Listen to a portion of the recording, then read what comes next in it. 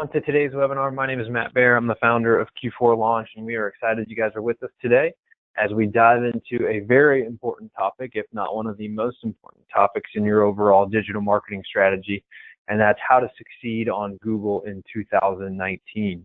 As we were preparing for, as we were thinking about when to teach this webinar a few months ago and working on our schedule, little did we know that there was going to be a relatively major update just a week before the webinar. So that's, I guess, good timing for us in the sense that we've got some exciting stuff or not so exciting stuff to talk about today, depending on how you look at it. But bad news in the sense that we're still fleshing it out. You know, we're studying it a lot. There's going to be a blog post published on our blog this week about that. But let me tell you, for something that's been on our calendar for a couple months, it's more timely than ever. So excited about that, excited to talk to you guys. If nothing else, so that you're aware about some of the change happening and you can prepare your strategy accordingly. So lots to talk about today, lots of ground to cover, hard to narrow down and eliminate things from our schedule to try to keep our content within a reasonable amount of content, because there's so much on this topic we can talk about. For those of you that are joining us for the first time, glad you're here. Again, my name is Matt. I'm the founder of Q4Launch. A little bit about Q4Launch. We are a destination marketing agency based in Charleston, South Carolina. We've been on the Inc. 5000 list for the last 2 years as one of the fastest growing companies in America, specifically the fastest growing marketing agency that focuses exclusively in the travel space.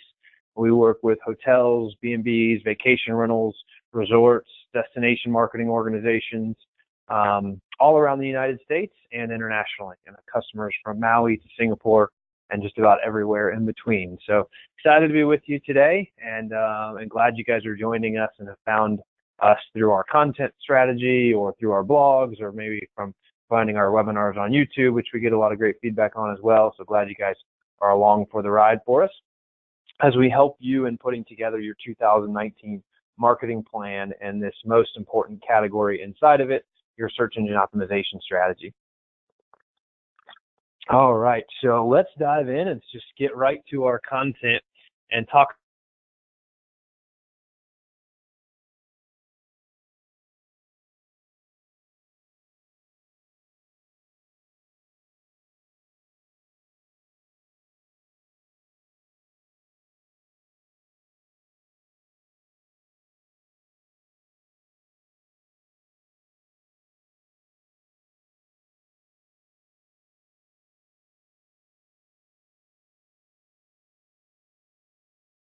things that we really saw impact within our customer base on, and many of the cases, great success from these changes. But to kind of put it in perspective, Google made a shift a couple years ago away from making major sweeping changes and having them hit the news. They didn't want their algorithm changes necessarily hitting the news. So they moved to more of a small incremental change strategy several years ago. We talked about that on our webinar series over the last several years. So just as point of reference, they make 500 to 600, and that's an estimate, of course, small changes to their algorithm every year. But the ones we're going to talk about here are some of the major ones they've made this year, and then you're going to see how these weave into some of the things that we see changing in 2019 and as it should relate to the strategy that you're utilizing from a search engine optimization perspective. So one was the brackets update in March 8th, which is kind of an unofficial name, as a lot of updates are. They get unofficial names. But this rewarded sites creating authoritative long-form content and getting mentioned by other authoritative sites. So essentially, one thing we always know about content, in every update Google has ever made, Panda, Penguin, Pigeon, every update they've ever made has rewarded sites that create great quality content.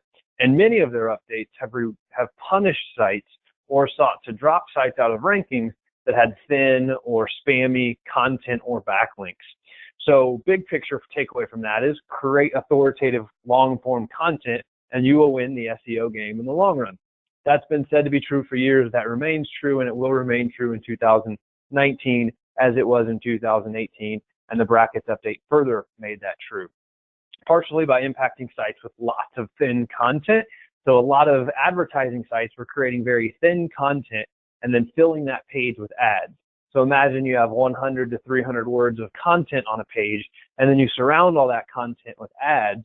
and then you're using SEO to drive traffic to that page, and then you're monetizing that by selling the clicks on those ads. They wanted to kind of filter that out. They weren't against people making money off their content by using ads, but they wanted it to be good quality content to force people to up their game from a content strategy perspective if they were going to use that as their strategy. So dinging those sites with thin content, again, that doesn't probably apply to most of you on the call, but the takeaway from you is think about, is your content thin on your site? Is it thin in places? If it is, how is that going to impact you? And then part of this update also increased the number of search results that included reviews. And I added the customer review thing just to be clear there, what we're talking about. But they served up more search results with reviews as a percentage of the overall search results. So when you do a Google search, some things you search for will come back and include reviews in that search result. Some of those things won't include reviews in the search result. But this update increased the number of search results by about 4-fold that were coming back to include reviews, meaning they made reviews a greater priority as a part of this update. And we're going to talk about that later on today.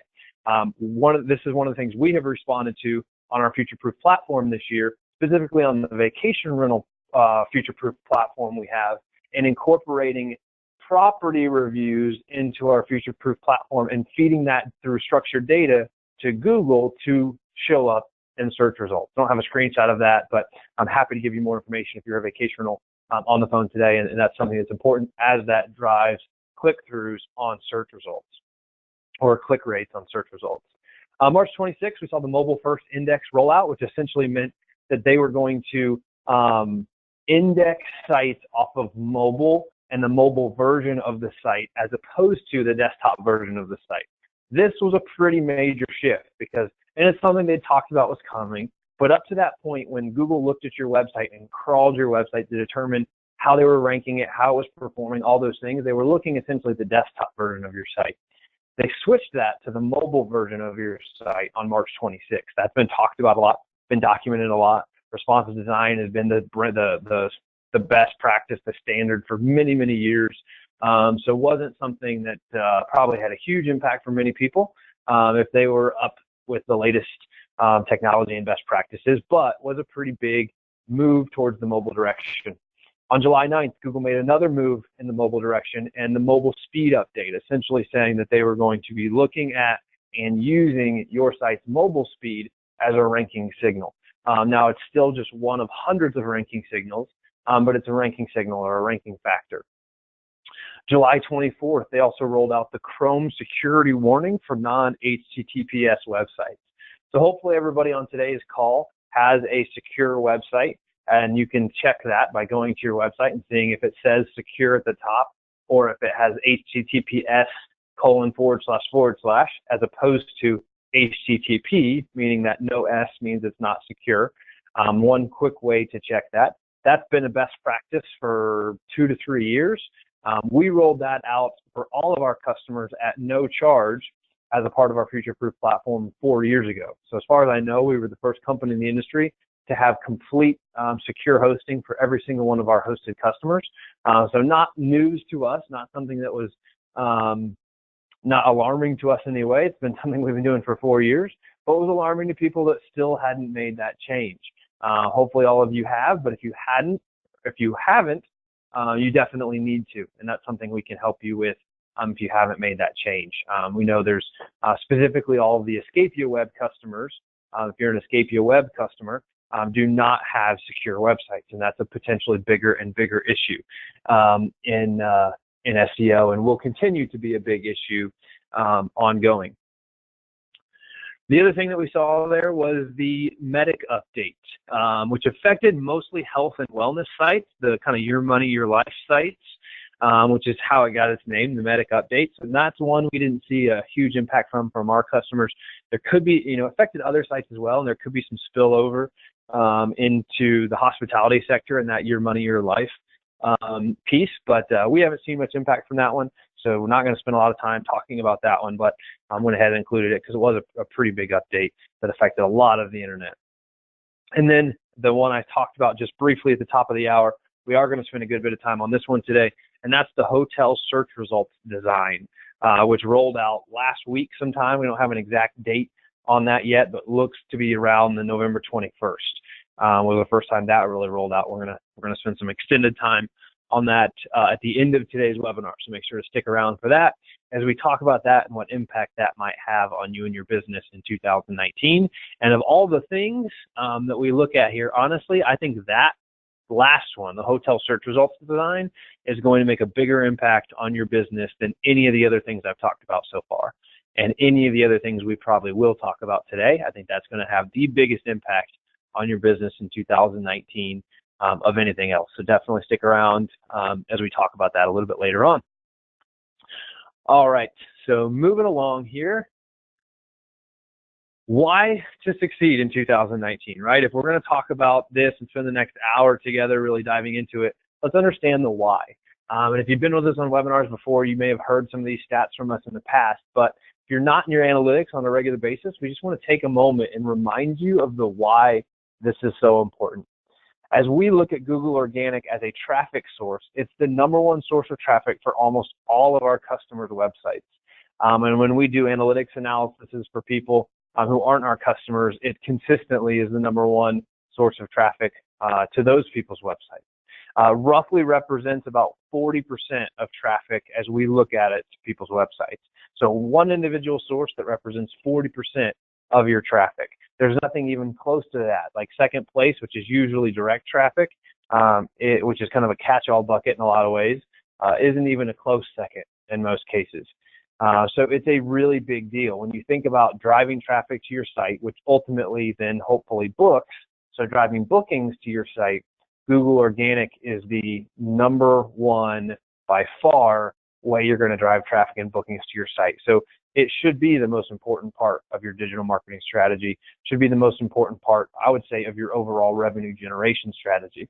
I would bet if your business is in a healthy place from a marketing perspective, you get more business from Google Organic Search than any other single source out there. More than OTAs, more than real travel agents, more than walk-ins, more than, like, it should be, and most likely is, your #1 source of overall bookings across your entire business. We also know that Google Organic traffic is higher quality traffic than most other sources. If you look at conversion rates in your Google Analytics and you have e-commerce tracking set up properly, you will typically see Google Organic traffic as one of the highest quality sources of traffic in both the behavior metrics, things like time on site, pages per visit, bounce rate, as well as, and most importantly, your e-commerce conversion rates. So Google Organic traffic converts into bookings at a higher rate than most other sources, right? If it's the highest quality traffic, it's probably the one that gives you the most and the highest percentage of bookings. We see that to be true for most of our customers, with Bing Organic actually typically being the most high performing quality source and booking source, but it gets so much less traffic that percentages and raw volume are very different. Google Ads and other paid traffic is also going to get more expensive in 2019. We saw a significant increase in the cost of Google Ads in 2018. We were able to mitigate that cost for the majority of our customers by getting very aggressive with our ad strategy and our bid strategy. But Google Ads is getting more and more competitive, which is a well-documented fact, and supply is actually going down because Google is funneling clicks into other places more and more and less into Google Ads. And as supply goes down and demand goes up, what happens to price? Economics 101, when supply goes down and demand goes up, as it is in this case, price goes up significantly. So knowing that and knowing that's going to be more expensive to compete in paid traffic or Google Ads, I would say you need to be thinking about Google Organic in a more aggressive way than you have probably in the past. So how to succeed in 2019? Let's jump into that. I'm going to give you kind of a quick outline of the rest of our time together here. One, keep RankBrain happy. We're going to talk about that, dive a little bit into what that means and how to do that. Speed up your load time / your page speed. We're going to talk a little bit about that as well. Gain consistent Google reviews and Yelp, Facebook, etc. Pay attention to your SEO competition. We're going to touch briefly on this, not spend much time here, but something I think is worth talking about. And then new search results design will really shake things up. One thing that you will not find here is talk about the overall content of your site. And that's not because it's not important. I already said it's probably the most important thing to your overall SEO success, and it is. I'm not speaking about it on this because honestly, it's not, that part specifically isn't changing a whole ton in 2019. You've heard us talk, if you've followed our webinar series for some time, at length about the topic of the importance of the content of your site. And that will remain true in 2019.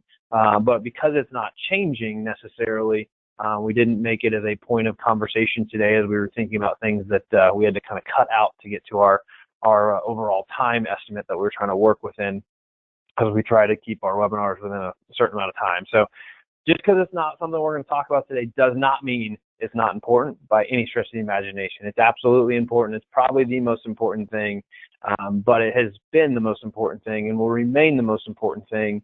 So plan around that as you're thinking about your 2019 strategy.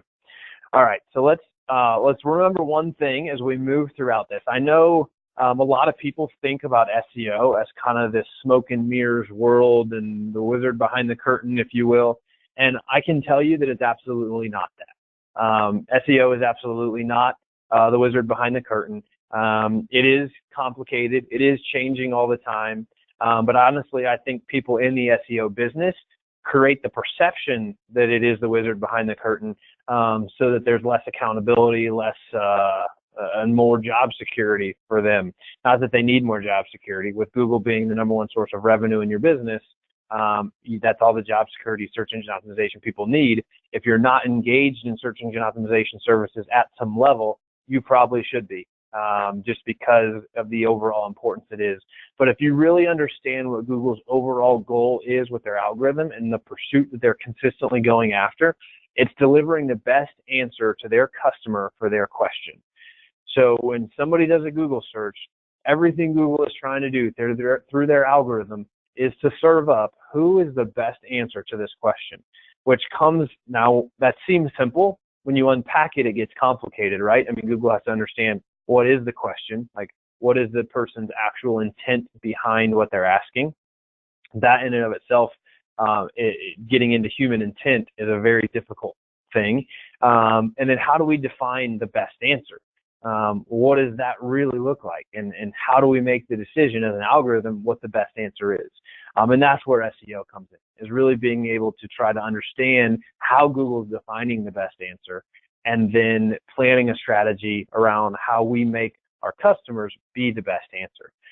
But if you're trying to learn about SEO, maybe you're trying to do it yourself, think about that and look at who you're competing against for whatever the search term is, and say, how do I make myself a better answer than that competitor for this question people are asking Google search? And when I say question, I mean search query, right? What they're actually putting into Google and searching, that's the question that the customer has. They're asking Google that question. How do I make myself the best answer to that question? That is at the basic level what it is. And then everything you do to become a better answer is search engine optimization, which is a huge ball of wax, if you will. Like, it's difficult to define, like, well, what is search engine optimization? Is anything you do to make yourself a better answer to those questions. So lots that goes into that. All right, let's dive into our topic at hand here today. Number one, keep RankBrain happy. RankBrain is Google's machine learning system that helps Google sort search results. This was launched in 2015, and they have tested it against Google's own engineers, and they have actually got it to a place from a machine learning perspective where it outperforms the human engineers that they have doing the same job. So that's exciting from a machine learning perspective, that Google's got RankBrain smarter than the humans that are on their staff. And let me tell you that they have a plethora of smart humans on their staff. They get paid a lot of money to do this stuff. But RankBrain is Google's machine learning system that helps Google sort out search results and what is the best answer to that question. And what is RankBrain looking at then to be able to figure those things out? Ultimately, one of the things they're looking at is the answer being provided, right? The content of the page and the way that content is served up, i.e. the website or web page that it lives on, to be able to determine how good of an answer is it. One of the things that's talked a lot about in relation to RankBrain is dwell time, or essentially how much time somebody spends on that page. And this is something that we've spent a lot of time over the last 2 years working on increasing within the content creation that we do, specifically the dwell time piece of it. And we've had great success doing that. We have had to change our content strategy dramatically over the last couple of years to be able to have success and going after dwell time since RankBrain really became mainstream. So as you're thinking about how do I keep RankBrain happy, think about this. Work to improve the behavior metrics of the landing page that we're talking about, whether that's your homepage or it's a blog post or it's a landing page that you built on your site. Work to improve the dwell time, work to reduce the bounce rate of that content. Now, at the same time, understand not all content is created equal, right? So your homepage is not going to perform the same way that a blog post is. You have to think about the person's search intent behind the query that they searched for, and understand that you shouldn't be trying to measure your homepage as your barometer or as your bar to then be able to compare everything to. It's just a very different place. Like, for example, if somebody searches your brand name, right? If somebody searches Q4Launch, Q4Launch.com is the best answer to that question. So the bounce rate for that person is inherently going to be lower. If someone searches, how do I keep RankBrain happy, and they find a blog that we wrote about it, which we haven't wrote a blog about that, but if they did, their bounce rate is naturally going to be higher than the person who did a branded search for our branding. It just makes sense. So you've got to think about that too, and not get hung up if your certain pieces of content have higher bounce rates. Doesn't mean you shouldn't work to reduce them. You absolutely should. You should just understand that the bar should probably be in a different place based off what the content is, what keyword you're targeting, and the search intent behind that. One of the other ways to, and some of the ways to help improve those behavior metrics is to fill your site with fresh, engaging content based on a keyword topic, right? So one of the changes we've seen from Google in 2018 is that they're actually ranking landing pages more than home pages. So they're searching, or they're switching which page on a website might rank for a particular keyword quite a bit, and we're seeing more interior website pages ranking, whereas a home page may be used to rank for that, which is creating a lot of problems for a lot of people from a conversion perspective. One, because they don't know that. Two, because they don't understand that. And three, because they think everybody saw their homepage, right? Their web developer or whoever created that path for them thinks, well, everybody's seen my homepage, so I don't need to repeat that information at all ever again. And that hasn't been true in quite a long time, if it was ever true, but it is especially not true now, as Google ranks more and more content on interior pages. So the takeaway from that is you need to think about, where are people entering my website, and how do I optimize their path from a brand perspective based off where they're entering. And that fresh, engaging content based around keyword topics is going to help you do that. As you're looking at fresh, engaging content, enriching that content with images and videos can be very effective as well. One of the things you're seeing a lot from news outlets, actually so much so that it drives me crazy, is that they'll claim their content has a video on it, and they're just taking photos, turning them into slideshow videos, and then embedding text over those videos that would have been in the article previously. So thinking that, they're kind of embedding these bullet points into the content to create this video, which then drives rankings higher for that content. And it's working, and it's probably increasing dwell time. As a consumer, I personally don't like it. I just don't like that style of content. I would rather watch a video with an actual person talking about it, or I'd rather read the blog. This new thing that a lot of people are doing, which is blending those two things together, I'm personally not a big fan of. It's also very time consuming. So when you think about creating content for your own site, it can be very time consuming to do it. Probably less time consuming than going and shooting and editing an actual video, but still very time consuming. One of the other things we can do to keep RankBrain happy is to make sure your page loads fast. The number one thing that will drive people away from a page is a slow loading page. So large file sizes, for images specifically, are going to be the number one culprit. That's the number one thing we see, and now our customers have access to their websites to be able to go to the back end of their site and edit stuff, add pages, add content, add their own blog posts, and that's great. You should be doing that. You should be updating your site on a regular basis. But as you're doing that, make sure you're optimizing file sizes for load speed, meaning kind of the general goal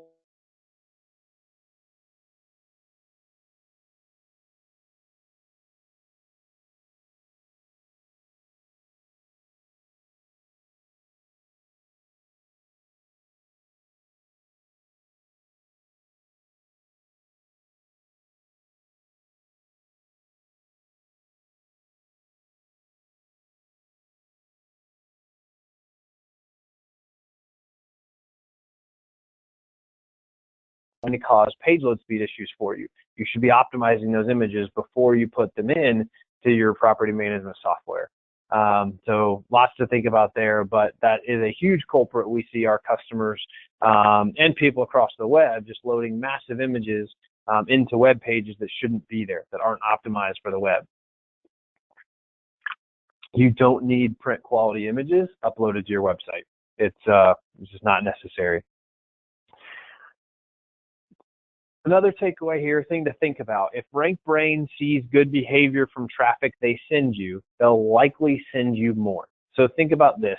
Google indexes your content, it looks good, they like your website, they like the content, they rank you in position 5, let's say. And maybe that's a trial run in position 5. And then as they are seeing the way their users interact with your content, they are then going to move you higher or lower through the machine learning process based on how their customers are responding to the content you've created. So if they come to that page and they have a high dwell time, they have lower than average bounce rates to the other pieces of content you're competing with. Again, other content you're competing with, not the rest of your website necessarily, but the other things you're competing with for that subject. There's a good, better bounce rate. The overall experience seems to be better for that user, i.e. you're a better answer to that user. They will move you up the search ranking for that particular keyword. On the flip side, if RankBrain watches its users go to your site and has a high bounce rate or has low dwell time, that's an indicator that this probably isn't a great answer, which is why people are leaving. So I, as the machine learning algorithm, have failed my customer by providing them not the best answer. I'm going to get rid of that answer. User behavior tells me it's not a good answer. I'm going to get rid of that answer. And then you drop in the rankings as a result. So thinking about it like that hopefully helps clear that up and make it a little bit more sense for you. All right, moving along. Speed up your load time / your page speed. Now, this is an area I think there's a lot of misconception around in general. For example, Google failed their own page speed test for years. Actually, last time I tried to run Google.com through the page speed test, it gave me an error and just wouldn't let me do it. So I don't know what's up with that. But used to actually fail their own test. So I'm not saying don't use the page speed insights. It's a valuable tool. You'll see it as listed as one of our tools, but it's not the end all be all. You shouldn't live or die based off of that. The mobile speed update that happened back in July was actually targeted at the slowest performing websites. Wasn't necessarily to say, like, if your site's scoring a 70 out of 100, that we're going to ding you for it.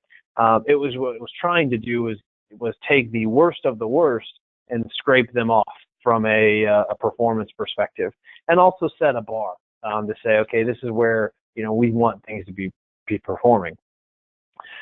Overall, and if you were at the VRMA conference this year, and I serve on the education committee for the VRMA organization, we brought in a speaker from Google to talk about trends and things to look for.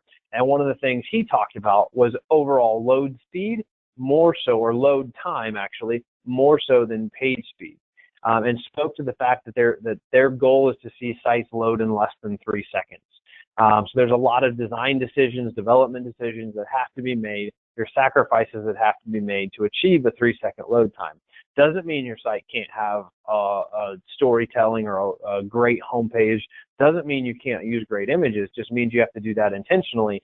And probably does mean you need to reduce some of the foo-foo-y frilly stuff that you're putting into a design that we've seen people do for years. Probably needs to be pared down a little bit and focus on things that actually improve user experience, are not just fluff in an overall design, and that tell a story and help make a better user experience. So as we look at it, as we track our average sites load in 2.2 seconds. So incredibly fast compared to, or 30% faster than Google's kind of goal of 3 seconds or less. And as the site takes longer and longer to load, bounce rates go higher and higher, i.e. people leave before the site ever loads, continue to go higher and higher. At the same time, and you can see studies if you Google it that will back this up, but as page speeds or as load times increase, e-commerce conversion rate goes down, which is just logical. If bounce rate goes up, e-commerce conversion rate is going to go down for a particular page. Now, that's not a blanket statement across every single page on your site, but in general, if behavior metrics are negative, then the correlation is going to be negative as well, i.e. if behavior metrics are bad, e-commerce conversion rate is going to go down as well. So not a good scenario. As you're working through design, if you're redesigning your site, understand that every design decision you're making is a trade-off in user experience. So if you're trying to add all these frilly things, or you're trying to put 10 photos in a homepage slideshow, you are making a trade-off for speed. So think about that as you're making design decisions and what is important. If you're trying to have your site have all these, animations and elements and all this stuff, do you really need them? Are they adding value to your user experience, or are they just slowing your site down and making it harder to load? And as we're looking at that, when Google is actually testing that on mobile, they're using a 3G network on a throttled connection. So they're using like the slowest of the slow to test that from a mobile phone speed perspective. So that's what we're looking at there, and how long is it taking to load. So Google has actually changed a lot of their tools, and they're using slower connection speeds to load that. So it's something to look at, something important to understand, and how do we optimize for those experiences. And at the same time, is optimizing for that experience more important than providing the best user experience? And I think some of this comes from understanding who your guests are. Are your guests people that are primarily running on really bad mobile connections? So if you're in a rural area and you have a lot of guests who visit you from very rural areas where internet is an issue, connection is an issue, connectivity is an issue, availability of Wi-Fi is an issue, mobile service is an issue, you may be somebody who needs to be thinking about this differently and simplifying things from a design perspective than somebody who has who's an urban customer who's got 4G mobile network everywhere your customers are, and your customers are coming from major metropolitan areas where 4G is prolific as well. So you've got to think about more than just, well, page speed said my site was slow. Like, it's not that simple. There's a lot more that goes into it, and understanding your customer and who they are and where they are goes into that overall user experience. You've also got to know your budget and optimize accordingly. You can't expect your site to perform the same way that a company like Amazon or Expedia or Booking.com or any other major powerhouse has. You don't have the resources to invest in these things that they do. So you've got to think about it a little bit differently and understand that there's diminishing returns. So if you're scoring a 70 on page speed and you want to get up to an 85, you might have to invest, and I'm just going to make up numbers, but $10,000, $20,000 in development hours to get there. And you may not see your e-commerce conversion rate change at all because your customers are coming from an area where mobile speed's not an issue. Your customers are all on 4G networks and they're not having issues. So understanding those things, and that takes a bit of a deeper understanding than just like somebody throwing a page speed test in your face and trying to use it to sell you something, which we see that tactic all too often in the web world. They prey on people who don't really understand this stuff, and they just try to throw a page speed number in your face and without really understanding the underlying what's going into this. So lots to think about. We would also recommend using more than Google page speed. So kind of our three top tools to check your speed. One, of course, is page speed, but then also looking at the Pingdom website speed test, which we've got pulled up here on this on our screen, or we got the mock-up of it there. And then GTmetrix, another great tool. And just look at how your site's performing. Look at your server response times. It'll give you a lot deeper insight into what's actually going on with a lot of these things than just kind of at a glance can. So we're going to pick up the pace. Matt's talking too slow today to get all of our content in here. But gain consistent Google reviews. This was one of the tips we had for you. Think about this. I spoke about earlier that Google is trying to find the best answer for that search query for their user.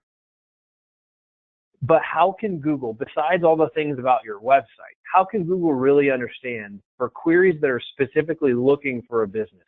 Things like you want to be ranked for, Charleston hotels, Charleston bed and breakfast, Charleston vacation rentals, those types of things where I'm specifically looking for a business to help me with a problem. How can Google know what businesses are the best answer for my question? And it's really obvious when you think about it like that, but reviews, if that's what I want, and I'm trying to deliver the best result, the best answer for my user, how can I understand how good of a business it is? I'll just ask my users. And they did that, and they've been doing that for years through the Google review process. So if you think about our reviews going to be important in 2019, and you understand that they're trying to provide the best answer for their user, and Google has crowdsourced a user base that is making that happen, it's absolutely critical. It's absolutely critical and is becoming much more important all the time.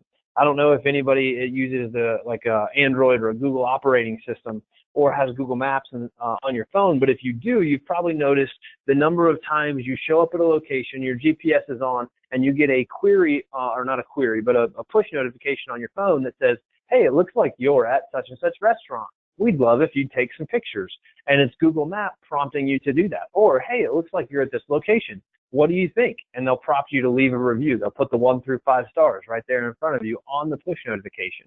They're prompting you to do all that stuff because they're crowdsourcing the knowledge on how good of a business is it that you're at. Should we be serving this business up to our other customers? Are they a 5-star business or are they a 3-star business? And just so you know, Google's standard for a good business is 4 stars or higher. So if you're less than 4 stars, actually in some of their new tools, and one we're going to talk about here in a minute, they actually they don't show you up at all. So if you're less than 4 stars, they won't show you up at all. So it's critically important to be getting great reviews and have that incorporated into your strategy because it is going to become more important in 2019, and it's already really important. So here's 5 quick ideas to increase reviews. 1, included in your automated checkout or thank you email. That we've been telling people to do that for years. We actually see response rates on these emails going down. So we, as a result of that, built and launched our 5-star review app last year, which solicits reviews via text message. So we see response rates on text messages significantly higher than response rates on review or on emails. Think about your own behavior. How many texts do you not respond to versus how many emails do you not respond to? I bet you can nod along with me on that one. Texting is better platform. If you want more information on that, you can go and you can actually sign up for it yourself at Q4Launch.com/5stars. I've had great success with our customers using that to get more reviews. Include it in your email signature. Just ask people in your email signature to leave you a 5-star review. You're just putting that message in front of more people. Train your staff to ask for reviews when a guest shares positive feedback. When a guest says, oh my gosh, this breakfast is amazing. Train your staff who's serving breakfast that, oh, if you hear that, ask the customer to leave a Google review or to post a picture of it on Facebook and leave a review or whatever. Ask them to engage with you. Just making that ask in a very natural way when they're sharing positive feedback goes a long way. Same thing is true if you have somebody leave a great review of maybe one of your properties, maybe you're a vacation rental manager and you get a great review of your property, have somebody on your team email that guest personally and say, hey, thank you so much for this great review of our property. So glad you had an amazing experience staying there. We would also love if you leave a review of our business on our Google page and linking them straight to your Google page. So the vacation rental industry is a little bit different because we get reviews of our properties. And that's very commonplace. Very few vacation rental management companies have reviews of their business happening on a regular basis. So got to think about that in both categories for vacation rental managers. Whereas hotels and bed and breakfast, a review of their property, a review of their hotel is also a review of their business. So a little bit different, a little bit more challenging in the vacation rental world. And then incentivize your staff with a bonus if they're mentioned in a 5-star review. I know many of our customers actually incentivize their cleaners with a $5 bonus if we get a 5-star review for cleaning. This is more in the vacational world where People will leave reviews for different components of a property. But for every 5-star review of a property that relates to the cleaning, 5 stars on cleaning specifically, we will give you a $5 bonus and put that in your paycheck. But you can do that same thing with any type of behavior you want to drive, honestly. But reviews of your business, you can absolutely do that. One of the other things is we study reviews, and we study this quite a bit. What's the number one thing 5-star reviews have in common? I was going to ask for feedback on this, but to move things along a little bit faster. The number one thing 5-star reviews have in common is a personal name. So think about that. The number one thing a 5-star reviews have in common is that it mentions an employee by name. So as you're doing that, driving personalization and driving relationship between your staff and your guest is really important, because that's what's going to lead to 5-star reviews and ultimately help you grow your business. So wanted to spend more time on that, but can't today for sakes of continuing to move along. So pay attention to your SEO competition. I was going to go deeper on this one, but again, from a matter of time, I had to cut back in some places. But I think one of the most overlooked things when it comes to search engine optimization is tracking your search competitors. Tracking competitors and using software to do that is definitely feasible. It can be expensive. I mean, software can be expensive. It's kind of a next level SEO thing. It's not a basic level SEO thing. But where are your competitors ranking for different things? As we're looking at content creation, one of the changes that we have made in the last 2 years is I spoke about trying to do better in this area to continue to thrive. And we are absolutely thriving in this area. Our team just blows me away every time I get in analytics to see the results that they're driving through content creation. But one of the changes that that team on our staff has made is anytime they go to create content now, they are looking at who they're competing with. So they're going and saying, okay, I want to rank for the best oceanfront vacation rentals on Keel Island.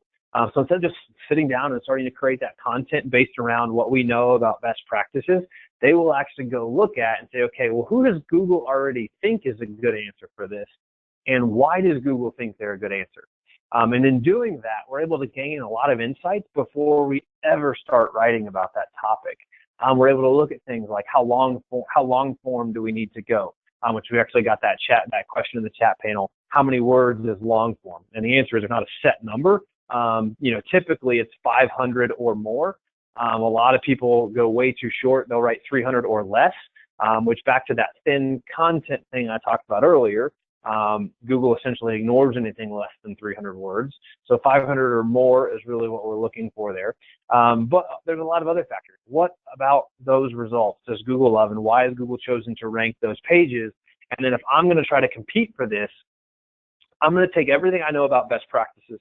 I'm going to take everything I know about the 100 blogs I wrote before this one, and I'm going to take what I just learned about this specific keyword, this specific landing page, this specific piece of content, and I'm going to put all that information together to drive success from a search engine optimization perspective. It's extra work, it's extra time, but that's what it takes to succeed in this increasingly competitive environment. And as you're thinking about SEO competition, pay attention especially to those that are on the move. You know, if you have somebody who's been there forever, I got there first is definitely an SEO factor. Unfortunately, it can be hard to unseat people that got there first. If you got there first, that's great for you. But it can be hard to unseat people that got there first. But if you have a competitor who's on the move from an SEO perspective, take a hard look at that and really understanding what are they doing differently? How are they on the move when everybody else isn't? And understand that at a deeper level. All right, so we're going to keep moving along here. To talk about the new search results design. I'm assuming about 5 minutes on this, and then we're going to get to some Q&As. So if you have questions, by all means, please put those in the chat panel, and we'll get to answer those questions here in kind of our last 5 minutes together. But last week, Google rolled out a new search results design, which we think is really going to shake things up in 2019, unfortunately, in a very detrimental way. So that's yet to be seen. A lot of information we still need to kind of gather from this, but I'm going to kind of actually click over and take a live look at it with you as opposed to a screenshot look at it. But what we know, of course, this was designed for the hotel industry. It's something that's been talked about for months, and they've been testing it in certain markets for a long time. It appears that it has now officially rolled out at least across the entire hotel industry in all of the markets that we've looked at and searched in kind of our initial testing. as part of the detrimental part of this, the design pushes travelers heavily towards online travel agents. And really thinking about that, I don't know the details. I'm not in that room having those conversations, but there's probably a revenue share model happening between online travel agents and Google. If nothing else, there's a high pay-per-click that's more than you're willing to pay that's driving them to do that. In certain markets, it's lumping vacation rentals and bed and breakfast into this as well. And I say in certain markets. In the vacation rental space, we've actually only seen it in one market. We've tested about 30 or 40 markets over the last week, and we've only seen it happening in one vacation rental market. Why it's in that market and not the others, we don't know, but we are seeing it. Seeing it in one makes me think it may start appearing in others, and I'm sure that that's not the only one. It's just the only one we found. And we're seeing it in almost every bed and breakfast market. Bed and breakfast obviously much closer to being actual hotels than vacation rentals are, but we're seeing it there. Also, and this is more my opinion, but in its current state, it's a bit of a bait and switch over things that Google used to do. So I'm saying that to say the current user experience is not good, in my opinion. And I'm hoping that as they, a lot of times Google, as most companies do, they'll roll something out and they'll tweak based off user behavior that they're seeing. That's why they test it a little bit at a time. I'm hoping they make some changes to this, but in its current state, it's a bit of a bait and switch. So let's jump out and take a live look at this. I'm going to click over here and show you a couple things. We get a little bit clumsy in our screen share here as we do this, but that's really the only way to do that. All right, so let's take a quick look at this. I'm going to zoom in because I have a massive monitor and take a look at Charleston luxury hotels in the search that appears. So we still have 3 paid ads here at the top. Used to be 4 paid ads at the top, and then now we have this new, Google Hotel Design Index. Hotels near Charleston defaults to particular dates, and I'm not sure how they're picking those dates, and then shows 4 graphics of 4 hotels that they think match that. And if you change your query, you will see it changes as well and shows different hotels. Very price driven, brings in amenities and brings in reviews, of course. So 4.7, it's ranking a lot of this based off of reviews, brings the map in, and then also has the ability to do different features here. So luxury stays, pop that up because I did a search for luxury hotels. Guest favorites are rated 4.0 or higher. I said just a minute ago, they're really looking at things rated 4.0 or higher, so make sure you're rated 4.0 or higher. Budget options. Price is the #1 factor when people are booking accommodations. Google knows that, so budget is always the way people are looking. And then for tonight, so available now. And if you click on any of these, they're going to be immediate filters that basically reload that search and reload your results as part of that. So, and then it takes you into that next step, which you should be seeing here momentarily on the screen with GoToWebinar running and everything else. Looks like it's going a little bit slow via the feed to GoToWebinar. Hopefully that screen will catch up with you all here in just a minute, and you can see that experience as you take that next click. So I'm going to go back and I'm going to talk briefly about the bait and switch piece of this. So in the old Google Maps experience, if I clicked on Zero George, for example, which your screen still isn't updated, but when I click on Zero George, I expect to go to Zero George's Google My Business page, Google Places page, or possibly their website. It's been a long time since that click took you to their website, but that click used to take you to information just about Zero George. Now that click takes you to the entire list of hotels that match that query. So it takes you to a next step, but then I have to make another click into Zero George, which Zero George was the first on my list. I clicked it. Zero George is still the first on my list. That's not that alarming. But if I click on the Market Pavilion, which is 4th on this list, Zero George is still the first thing that I see. So instead of going straight into the Market Pavilion site, I see Zero George as the #1 thing on the list. That's still not that bad, but what makes it much worse, and this was actually the first example we saw, was when we searched for Grand Lake vacation rentals. And this is the only vacation rental market that we've actually seen this come up in. But I was doing a sales call with a customer or a prospective customer in that market, searched for their market, and saw Grand Mountain Rentals as the #1 result. I said, well, that's great. And at the moment, I was like, whoa, this is new. So we're seeing here a little bit different. Top choices, which are based on search, prices, and quality. That's the default setting for this that they're going to filter by. Guest favorites, and then for tonight, again, as one of our search features. Notice that the language here has changed. Now it says places near Grand Lake, Colorado. So it doesn't know quite what to do with that vacation rental term. So it just says places near. On the Charleston Luxury Hotel search, it said hotels near. So it's differentiating there. It's understanding that. But look at this experience. As a vacation rental manager, and for our vacation rental management companies, this makes me really nervous. When I click Grand Mountain Rentals, I'm expecting to go to Grand Mountain Rentals to learn more information. And I go to instead, I go to Grand Lake Hotels and OTA results related to that. And Grand Mountain Rentals has now disappeared from this page. And when I say it's a bait and switch, that's really the experience that I'm talking about. And I hope that they fix that experience. I hope that that's just an oversight in their process and that doesn't stay.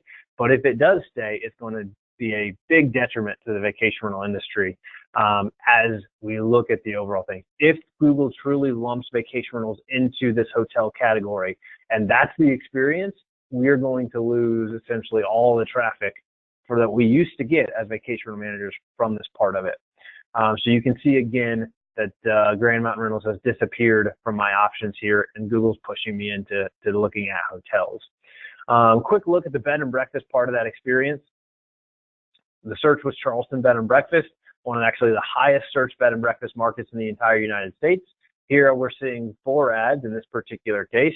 And then again, places near Charleston. So not quite sure what to do with that bed and breakfast term. They don't have that built in. But look at this. They're filtering what I'm looking at as great deals. So in the feed that they have coming from OTAs, these 2 bed and breakfasts specifically are discounting their rate off of their usual rates and coming through as great deals, which again, price is the #1 thing that people are making booking decisions off of. They're using price to filter things up, which is going to then put price pressure on the market. Google doesn't necessarily care who they're serving up. They know they make more money if you actually make a booking. So why wouldn't they serve up the best deal? Because that's the thing people are most likely to book. So again, we see top choices, guest favorites, budget options, luxury stays, and for tonight available. But if I click on the Jasmine House, again, I go to that listing with everybody on it, not necessarily to the Jasmine House experience. And look at that real estate. They're giving that great deal messaging there. Great deal, 101, 26% less than usual. Really makes it a overwhelming case for why you should book that property. It's a 4.8 star property, so it's got great reviews. So there's that. But the other thing, if we look at guest favorites, if I go back and I click on that, you'll see that by default goes to a 4.0 or higher rating. So anything with less than a 4.0 is now not a part of my search experience by default. So if you have less than a 4.0 by default, you won't be part of this experience for Google's users, which 4.0 is not that high of a bar. But I know there's a lot of people below that bar.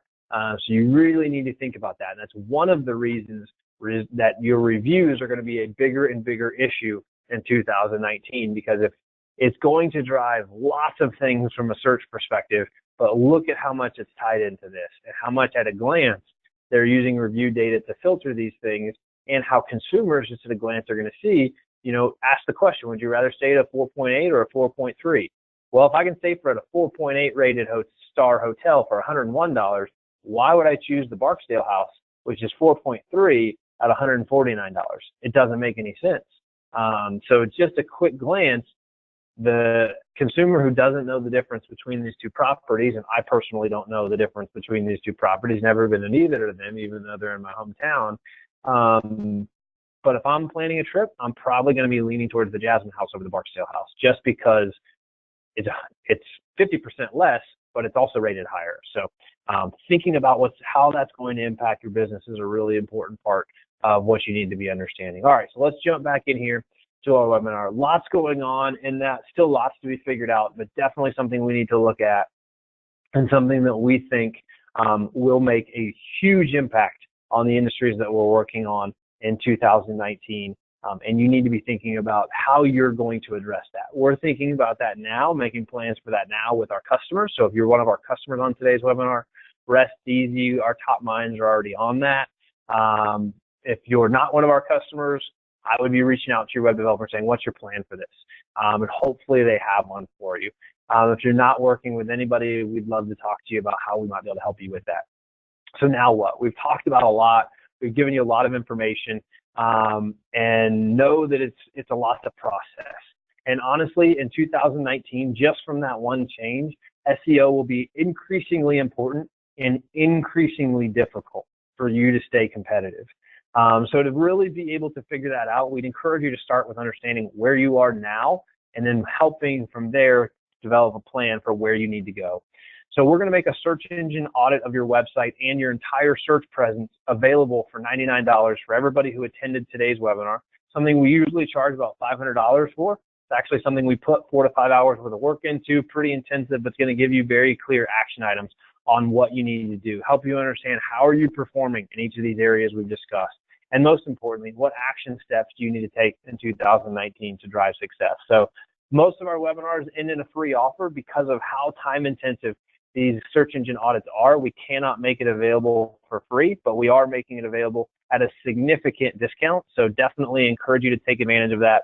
If that's something you want to take advantage of, we're going to be launching a poll on your screen now. Just simply click yes, please get in touch, and we will reach out to you to be able to coordinate that payment with you and get that going with you. If you don't want to take advantage of that, no problem. Simply click no, thank you. And there's a third option there. I'd like to know more about Q4 Launch's marketing services. Based on today's webinar or based on other things you know from us, if you'd like to know more of what it looks like to work with us as a marketing partner, or if you're thinking about launching a new website anytime soon, we'd love to talk to you about that. Simply click I'd like to know more about Q4 Launch's marketing services, and we'll reach out to you to schedule some time to be able to do that. We do need to get 70% of the people attending to actual vote. So I always know a few people get called away because I always get emails afterwards, hey, I missed this because I had to take a call. But if at least 70% of people could vote in today's poll, that would be awesome. Again, we don't care what you click on to vote. Just do us the courtesy of voting to keep things moving along for us. As we're waiting on those votes on the poll to come in, yes, no, or I'd like to know more about Q4 Launch's marketing services, we'll go ahead and start putting your questions in the chat panel. We've got a few minutes left here. I want to get to those questions and get those answered to the best of our ability. So we'll go ahead, and I'm going to start looking at those questions, some of which I've kind of answered throughout our time together, it looks like, but answer as many of these other questions as we can. All right, if we just go ahead and get this poll closed out and get to the questions here in the chat panel. All right, question from Chuck. Regarding text reviews, are there more legal issues with unsolicited text messages versus email issues?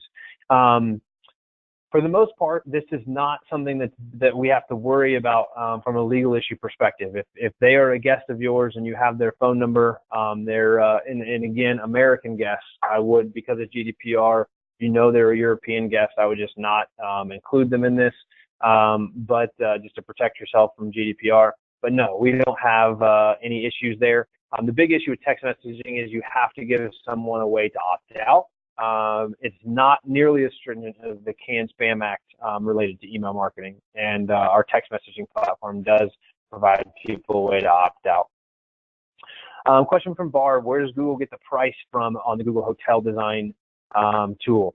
That price is coming from the OTAs that are feeding the availability to them. So they've created integration with the major OTAs, and the price and availability are feeding through from the OTAs.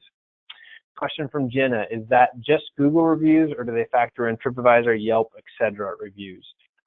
Great question, Jenna. Those reviews are just Google reviews as of right now. At different points, Google has factored in other reviews, but I believe at this point they are only looking at reviews left on their own platform. Other things factor in other reviews, and actually if you ask Siri a question, she's looking at Yelp reviews to determine that. So hopefully that's helpful for you. Because of that Apple-Google battle, Siri looks at Yelp reviews to determine things, but Google searches are looking at Google reviews. Question here from Devin. 2 questions for the new Google Hotel search results. What reviews are they using? We just spoke to that. So same question that we just answered for Jenna. And then where not pulling nightly rates from. We answered that question as well. Nightly rates are coming through from the OTAs there. So if anybody has any questions, I was actually a lot less questions than I expected from today's webinar. But hopefully that was helpful for you guys. Hopefully there's a lot of good information.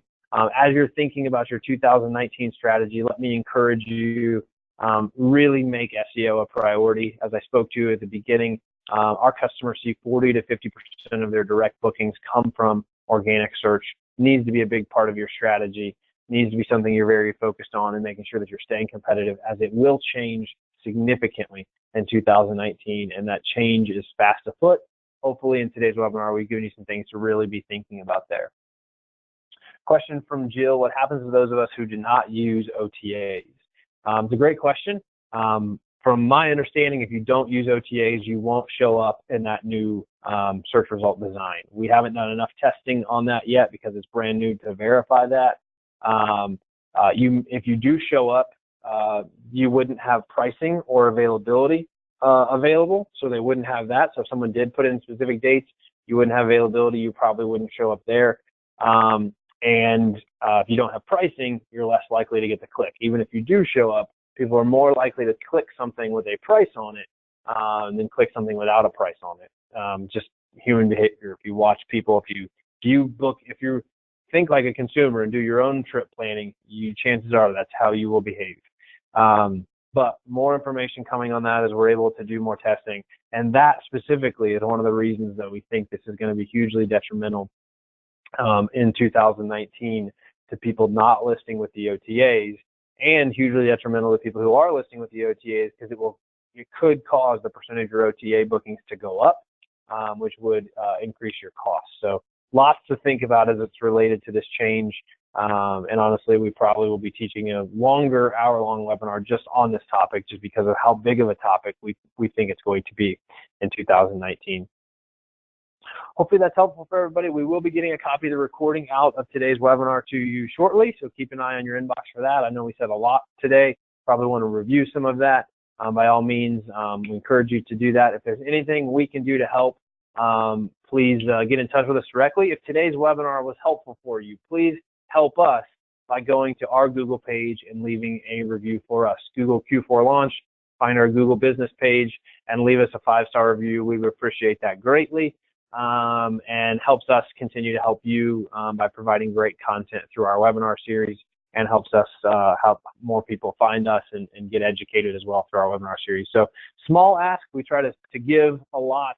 And if you found today's webinar helpful, please jump on Google and leave us a Google review. We would greatly appreciate that. Thanks, everybody. We look forward to talking to you next time. And I know it's a busy season with marketing planning going on and holidays going on and a lot of 2019 planning happening. We'd love to be a part of that planning conversation with you. If there's anything we can do to help grow your business in 2019, relieve some of the stress from digital marketing and everything going into that, help you launch a new website in 2019, we'd love to be a part of that conversation. My contact information is on the screen. Feel free to reach out to me directly. We'd love to talk to you and see how we can help.